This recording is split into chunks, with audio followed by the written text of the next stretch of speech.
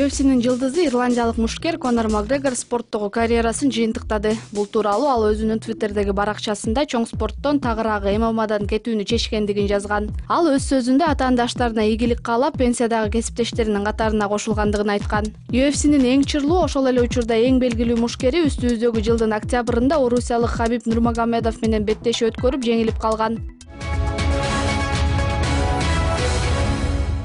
Жаш дзюдочулар Польшада өткөн эл аралык мелдеште 5 медаль утуп алышты. Мелдеш 23-мартта Марки шаарында орун алган. Жеткинчек дзюдочулар 8 салмак боюнча мөөрөй талашып, Адил Болотов менен Баел Исмаилов өз салмагынын эң мыктысы болуп алтын медаль утуп алышты. Ал эми Азиз Орозматов күмүш, Абдулазиз Жорготаев коло байгеге ээ болду.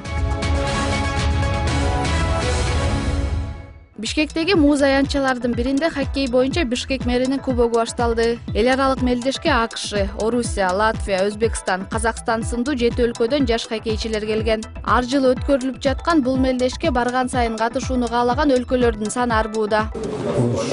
Шайба менен хоккейден биз 16 жылдан бери бул турнирди каржылап өткөрүп келе жатабыз.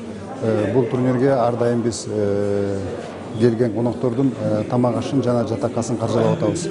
Мунун баары тең Бишкек шаарынын мэриясынын дене тарбия жана спорт башкармалыгы жагынан каралып атат. Эл аралык мелдеш 2009-жылы туулган кичи балдар арасында өтүүдө. Анда Кыргызстандан 2 команда мөөрөй талашат. Бири Бишкек шаарынын курамасы болсо, экинчиси Нарын шаарынан келишкен. Сами знаете, это Россия, Чехия, Америка, это великие хоккейные державы. И мне очень приятно, когда наши дети на равных играют с этими великими хоккейными державами.